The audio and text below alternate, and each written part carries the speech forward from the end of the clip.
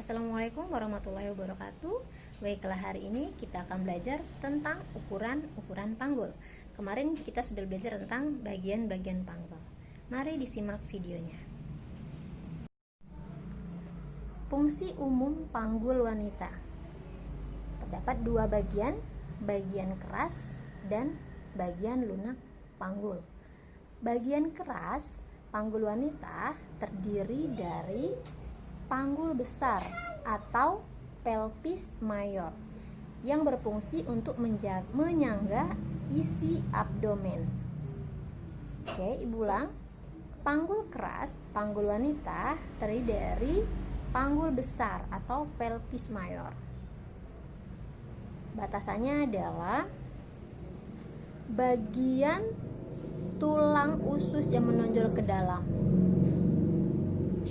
Ini adalah bagian pelvis mayor atau panggul besar, ya, ke atas, ya. Batasannya adalah dari bagian tulang usus yang menonjol ke dalam, yang ini ke atas, ini adalah panggul besar. Nah, ini isinya adalah untuk menyangga abdomen, usus, ya. Sedangkan panggul kecil atau pelvis minor, nah, dimulai dari promotorium ke bawah, ya,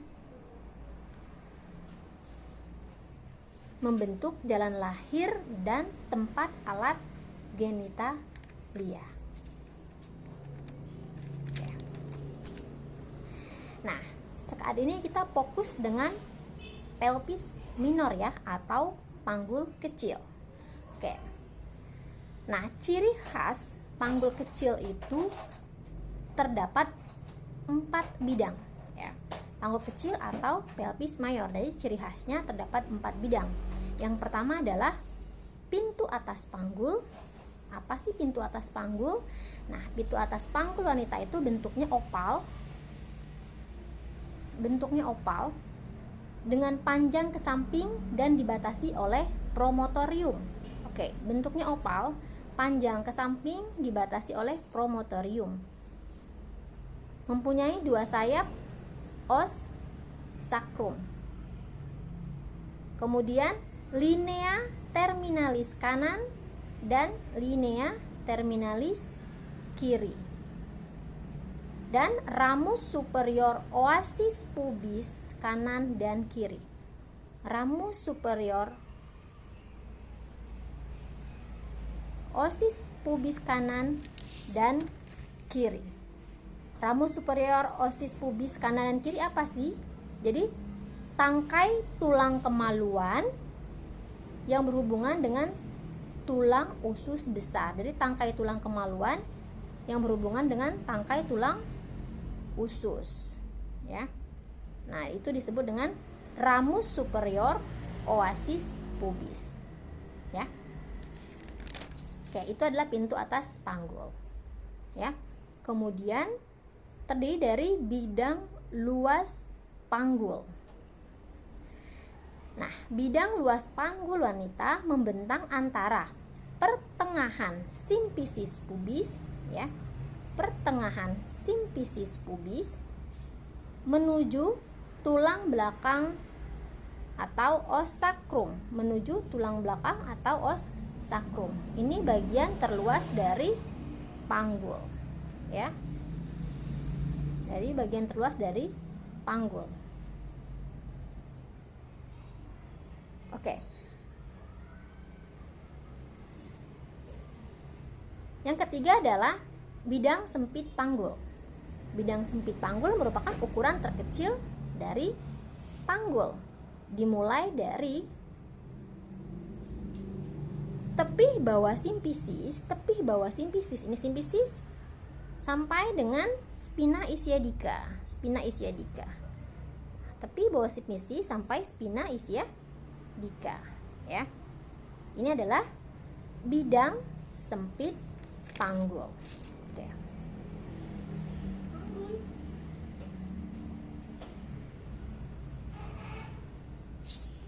Kemudian Yang keempat adalah pintu bawah panggul. Pintu bawah panggul adalah bagian dasar segitiga depan adalah tuber oasis ischiadica dengan dibatasi oleh arcus pubis. Oke. Ini pintu bawah panggul ya.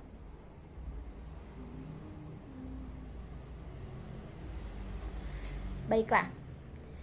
Itu adalah panggul kecil atau pelvis mayor. Nah, setelah kalian paham mengenai panggul kecil atau pelvis mayor, nah, kita akan belajar mengenai ukuran-ukuran panggul. Jadi, sebelum kita belajar tentang mekanisme persalinan, kalian harus tahu dulu tentang ukuran-ukuran panggul. Ya. Oke. Tadi pintu atas panggul itu yang bagian atas ya dibatasi oleh promotorium ya, sacrum, linea terminalis kanan dan kiri, kemudian ramus superior, pubis kanan dan kiri ya. Oke. Nah,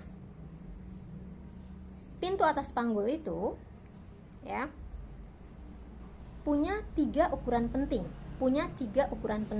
yaitu yang pertama adalah ukuran muka belakang, yaitu ukuran conjugata vera. Nah, conjugata vera itu dapat diukur dari pengukuran conjugata diagonalis.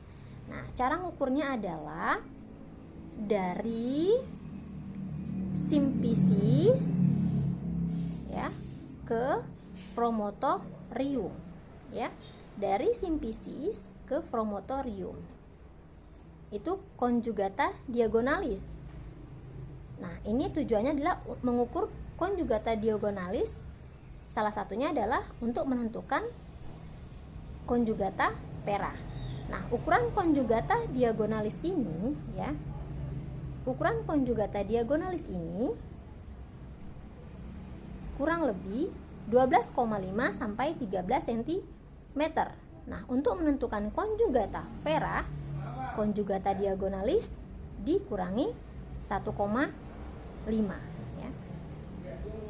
Dikurangi 1,5. Jadi, ukuran normal conjugata vera itu adalah 11 cm ya. Jadi, patokan utamanya adalah kalian harus menentukan conjugata diagonalis ya. Oke. Yang kedua adalah kita menentukan panjang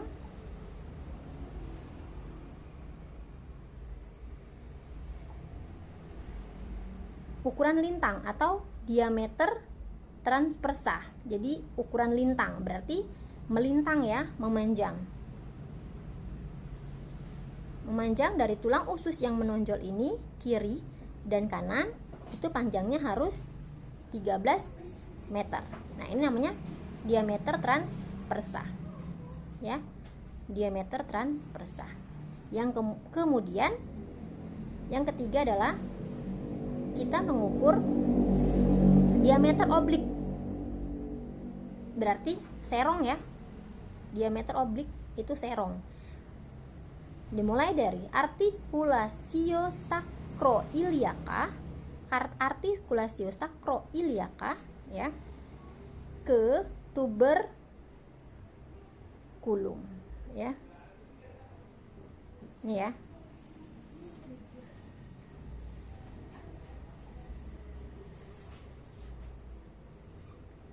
Oblik ukurannya adalah 12 sampai 12,5 cm ya. Oke. Itu adalah pintu atas panggul. Jadi pintu atas panggul tadi punya ukuran penting, conjugata vera, conjugata diagonalis dan conjugata oblik. Ya. Conjugata vera normalnya 11 cm, conjugata diagonalis ya. Conjugata diagonalis 12,5 sampai 13 cm, kemudian conjugata oblik ya. Conjugata oblik ya. 12 sampai 12 setengah sentimeter. Oke, itu adalah pintu atas panggul. Kemudian panggul kecil punya bidang terluas panggul ya. Bidang terluas panggul tadi ya, ukurannya adalah 12,75 cm ya. Kemudian bagian tersempit panggul atau bidang sempit panggul. Bidang sempit panggul tadi dari spina ischiadica yang menonjol ya sampai dengan tepi bawah simfisis. Nah, ini ukurannya 11,5 cm ya. 11,5 cm itu ukuran normalnya. Oke.